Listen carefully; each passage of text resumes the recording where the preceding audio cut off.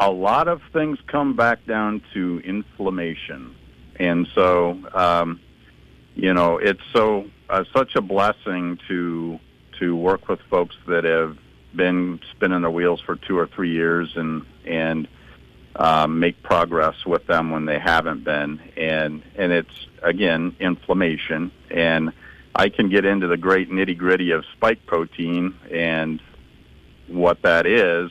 Essentially, it's leading to inflammation and imbalance. It's challenging our immune system. So a lot of folks that have long-haul COVID, a term that's kind of been more recognized as time's gone on, or folks that, like my friend that's from out of town over the course of the next week and a half here, she's like, my life changed after I got those shots.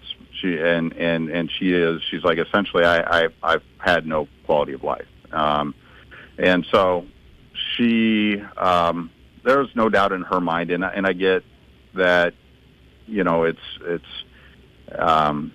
I like to stick on the let's educate and make decisions on our own before we go out and do more things that might, harm our bodies, cause inflammation. But essentially that spike protein, it's wreaking havoc and inflammation in a lot of different places. And it tends to be in the spots that there's less of an oxygen concentration, so less of an oxygen gradient. So that's why you see a lot of folks that will experience brain stuff. And many times we'll look like brain fog and loss of energy and confusion. Other folks will be cardiac symptoms. I did have a gentleman that comes from Sioux Falls that after he had gotten the injections felt like he had, quote unquote, a plug in his chest. And it wasn't until we started to work through the different ways to kind of pop these spike proteins off the different parts of the body that we make traction. So there is hope. People can heal. The body's capacity to heal is incredible. We've got some amazing tools here that we can use to facilitate that process. And, I want Lori's story and other folks, Caitlin's story that have come here to be your story. And I want you to experience what they're experiencing, because when you're inflamed, for instance, with Lori, she's got about 3 hours in her day that she is functional. And meaning 3 hours and she's absolutely exhausted. Her chronic pain got worse after the shots. Her brain fog got worse. She has had loose stools for the last year and a half. Her balance got worse. She developed high blood pressure. So again, I look back to still there are a lot of toxins out there.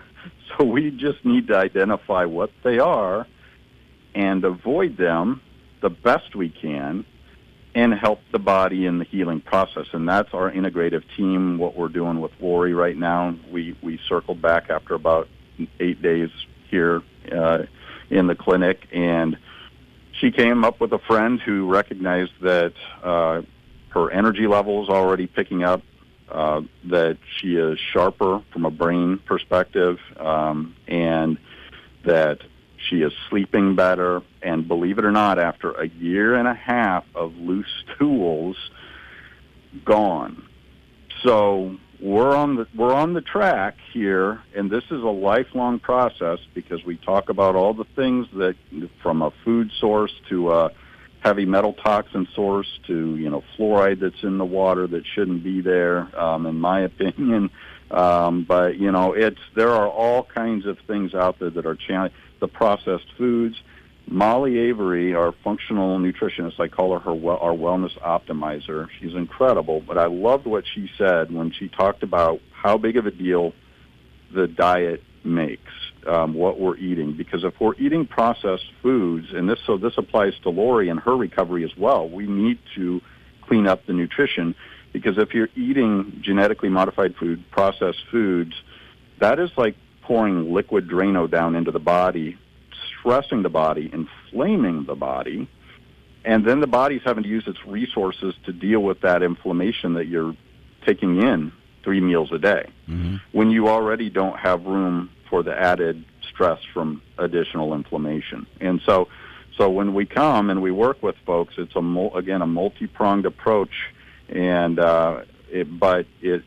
there's a science to it. The FLCCC group that came out during COVID was a big group with the prescription of ivermectin, and these guys are, they're a great group. They're all a bunch of DOs and MDs, nurse practitioners, and these folks were in hospital institutions during COVID and started to see things differently after their COVID experience.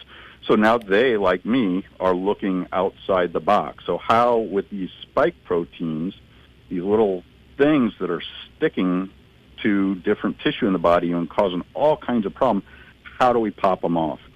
Hyperbarics, huge. I think that's one of the biggest tools that we have here. But ivermectin, a lot of times we'll do something called NAC augmentata, which you can find that in an apothecary out of New York, and then there's one in Italy. And so we're always growing, we're always learning, and we want to not accept every day somebody's coming in and saying, I'm stuck. And whatever it is that's leading to that inflammation, we're going to get you a lot more answers and give you the tools, empower you, and we're going to explain things to you in a way that's like, okay, Doc's not just telling me that, but he's explaining it to her. Our team is explaining it, so it makes sense.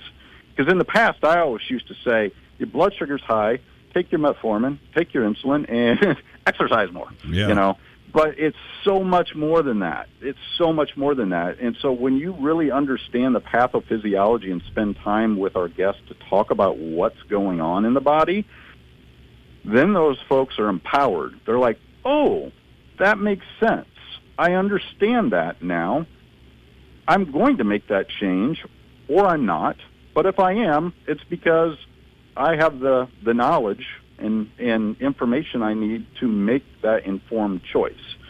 So it's again, Lori, she's here through the rest of this week. I think she'll probably be doing about 40 hyperbaric treatments with us over the course of the rest of the summer.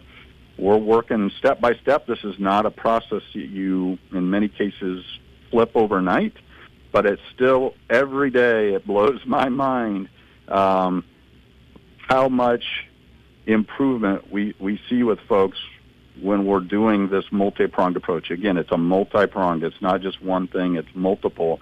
And again, I could go on and on and on. Oh, I got a guy in the chamber right now, Dave, that he is like, this is the best my back has felt in years.